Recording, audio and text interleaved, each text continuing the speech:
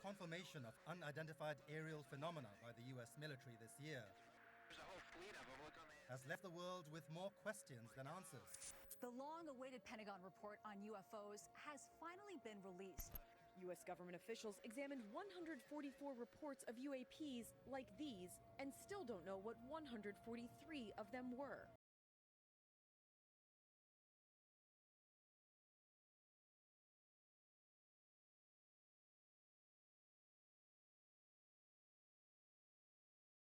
If they really are extraterrestrial, there's a probability that they've been observing us for many decades. Professor Kaku has dedicated his life to finishing Albert Einstein's theory of everything, while exploring some of the universe's important questions along the way. Who eventually loses if a war were to break out in outer space? And how will the universe end? Mother Nature has a death warrant on the human race as well. In this episode of Talking Post, we sit down with the co-founder of string theory and author of the God equation to discuss UFOs, China in space, and more.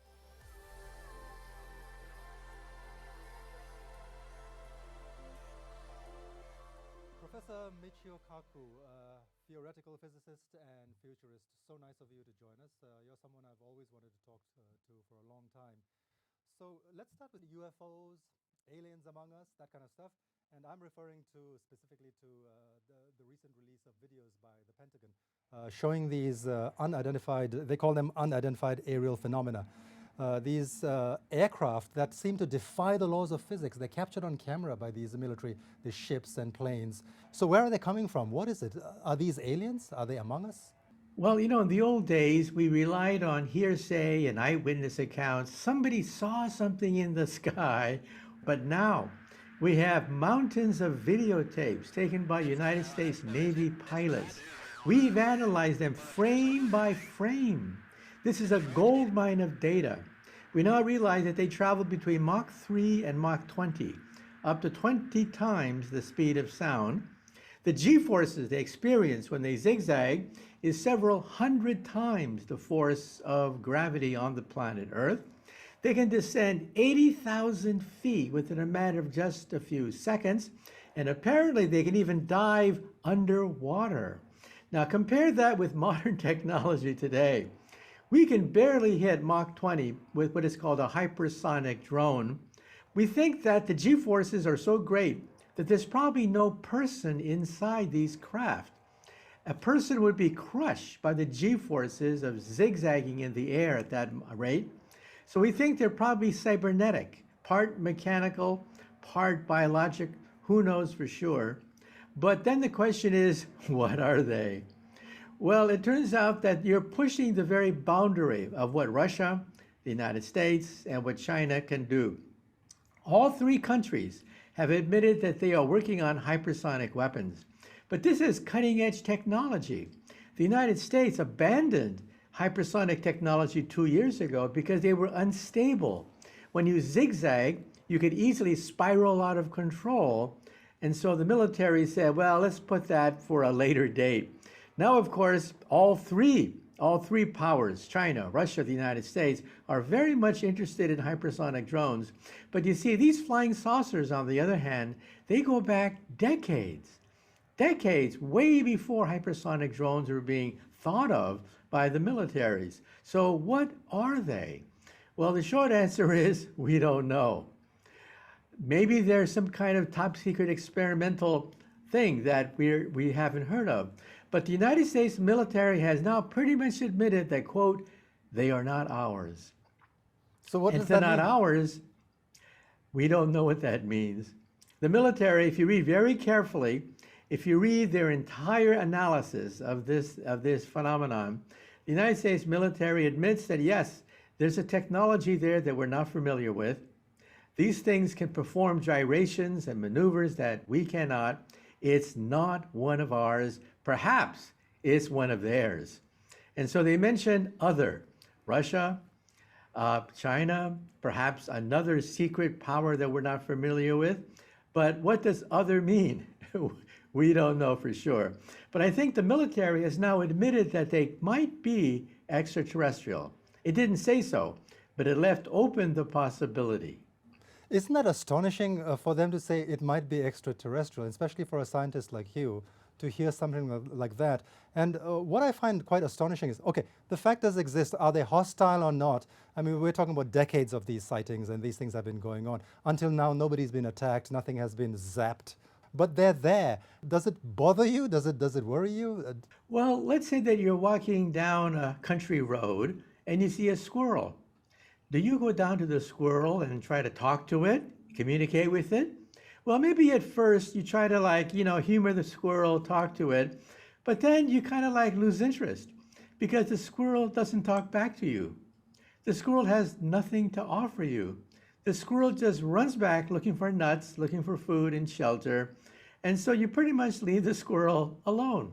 So I would think that if they really are extraterrestrial, and I don't know, I certainly don't know for sure, but there's a probability that they've been observing us for many decades, not just recently, but for many decades into the past. These videotapes, some of them are pretty old, and they probably find us as curious, and they're probably interested in us, but probably not much more than that.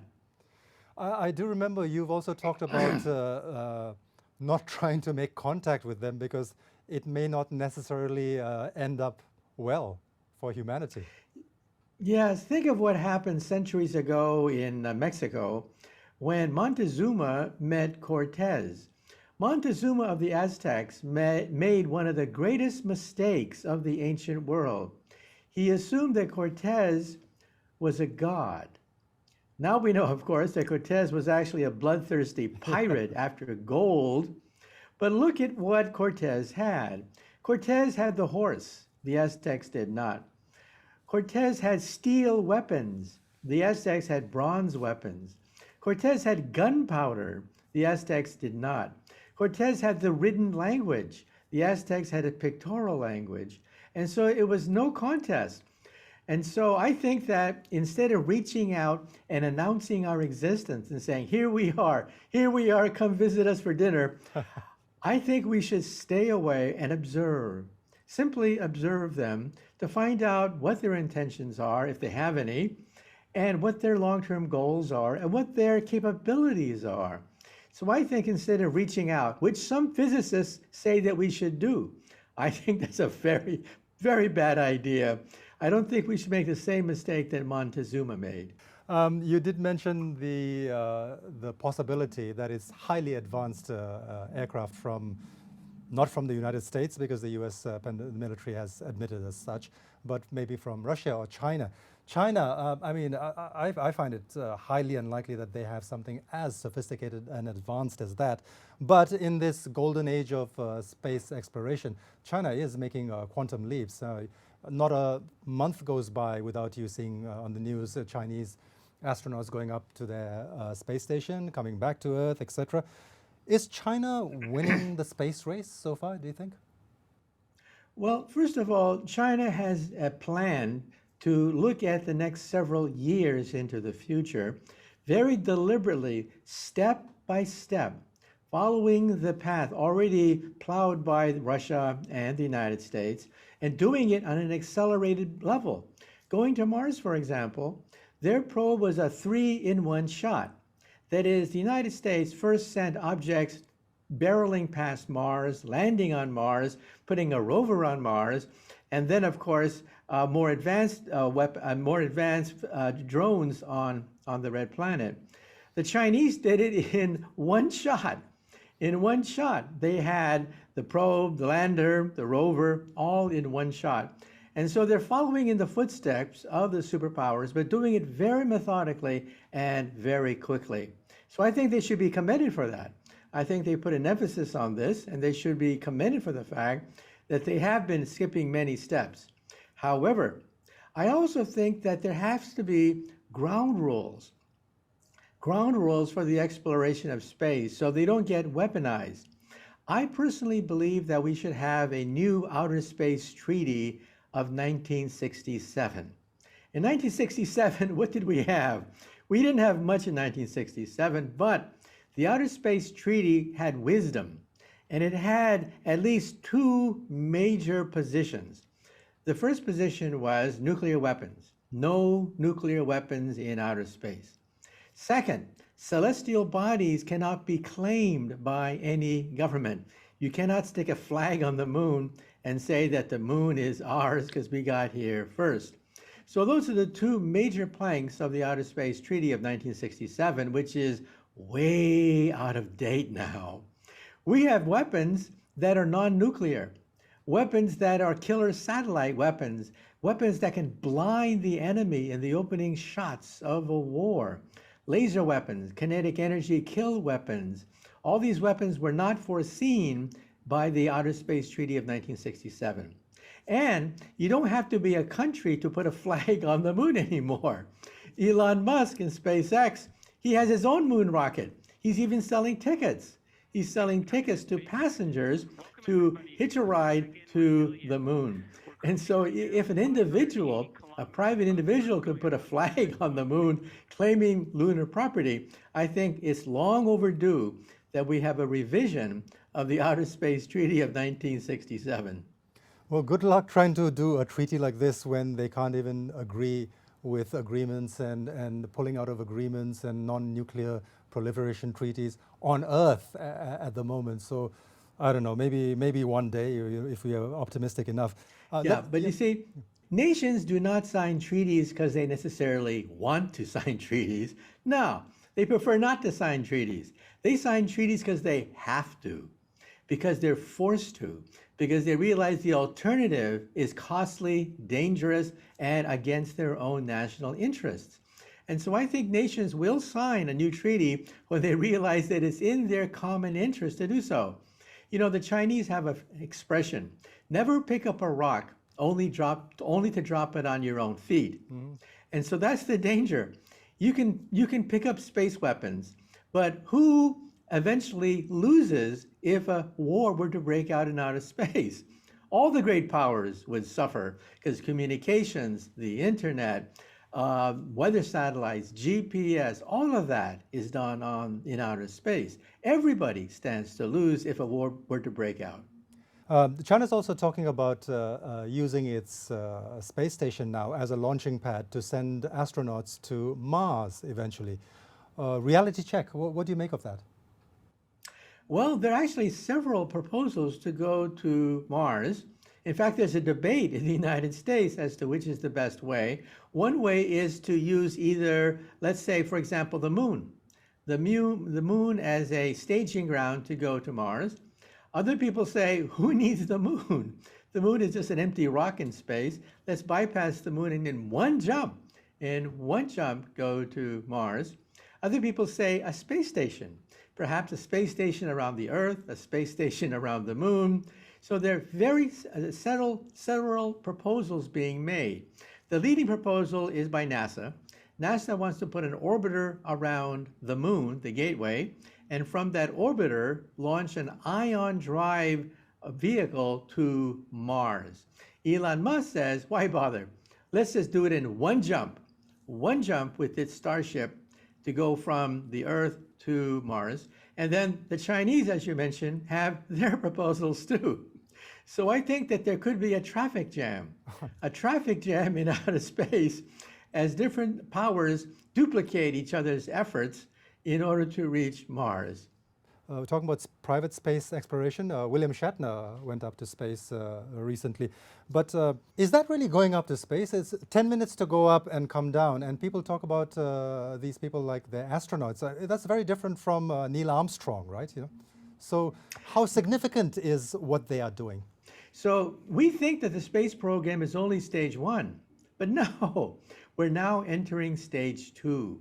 When the price of space travel is dropping, rockets are becoming reusable. Competition is driving down costs because, of course, the private sector is not coming in. Billionaires are footing the bill. Taxpayers didn't pay 1 cent to send William Shatner into outer space. This was all paid for by private funds. Eventually, we'll enter stage 3 when mom and dad can go into outer space.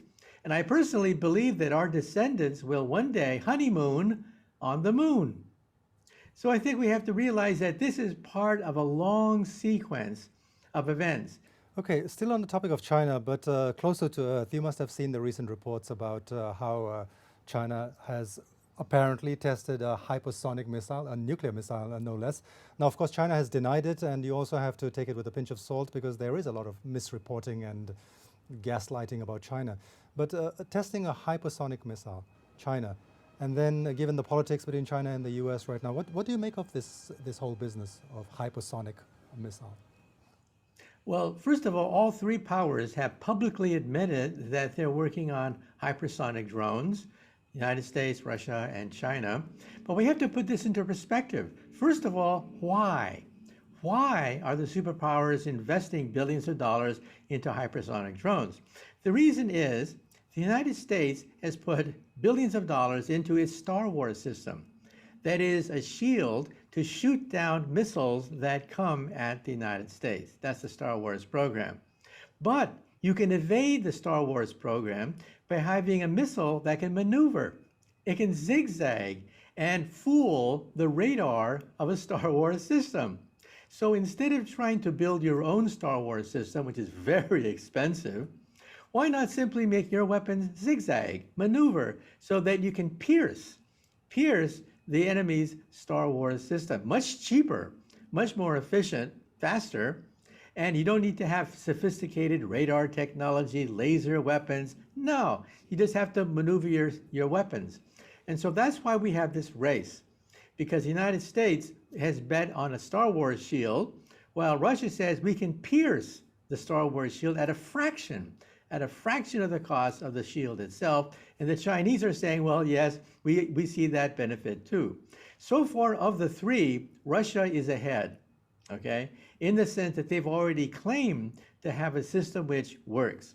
The United States, as I mentioned, temporarily shelved their program 2 years ago, and now they're furiously trying to catch up in the game. And the Chinese, not to be outdone too, have also announced that they too are part of this race.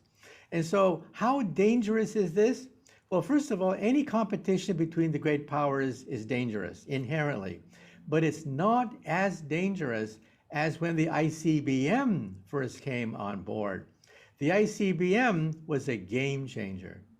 Push button war. That changed the whole nature of the calculus between the great powers. So the ICBM was a real game changer and pushed us to the very brink of nuclear war. Hypersonic weapons are sort of like a modification of that. Continuing from what you just talked about just now, so which is the space race and the weaponization of space, etc. Are space weapons and nuclear weapons going to wipe us out first, or is it going to be the laws of nature and evolution? Well, you ask a very important question. Look at the short term and look at the long term. The short term, we have, of course, the question of global warming, the question of nuclear proliferation, the whole question of germ warfare. These three things can wipe us out on the planet Earth. But if you take a look at the long term, Mother Nature has a death warrant on the human race as well. On a scale of 10,000 years, we're going to have another ice age. We ended one ice age 10,000 years ago. We're headed for another one 10,000 years from now. On a scale of 10 million years, we have to worry about another asteroid impact. After all, look at the dinosaurs. How come there are no dinosaurs here today? Because the dinosaurs did not have a space program. They were helpless when that meteor or asteroid hit Mexico 66 million years ago. We do have a space program, and on a scale of 5 billion years, the sun will eat up the Earth. In other words, the poets ask the question, will we end in fire or ice? We know the answer. Our cities will end in ice, but the Earth will end in fire. The sun will eat up the Earth 5 billion years from now. And then the sun itself will die in ice as it uses up its fuel, and the universe will die in ice when it expands to the point that temperatures reach absolute zero. So in other words, physics has a death warrant for all life in the universe. So what are we going to do about it? Well, I personally believe, and this of course is pure speculation, that if we survive into the millions of years in the future, we'll have the power of the unified field theory, the power of string theory, the the power to manipulate gravity and space and time. And at that point, billions and billions of years from now, we may want to create a lifeboat, an interdimensional lifeboat to leave our universe and go to a neighboring universe which is warmer, another parallel universe, which is parallel to our universe, so that we can leave our universe and then mess up that universe as well. So we'll have two universes to mess up. Wow. If we can go to a parallel universe. Wow. And parallel universes are allowed by string theory. In fact, up to 11 dimensions, we think, can coexist with our universe. Wow, on that very conflicting note, grim, but at the same time there is optimism, and time always flies when you're having a good time. So we've reached the end of our discussion, but I do want to end on an optimistic note for you, Professor, which is I do hope that within your lifetime you will be able to come up with this neat equation for the theory of everything, and you maybe will help save the human race. Well, let's hope so. And if any of your listeners ever find the unified field theory, I have a word of advice. Tell me first, and we can split the Nobel Prize money together, you and me. All right. Amen to that. Thank you so much for joining us. Thank you for educating me and perhaps educating some of our viewers too who will be watching.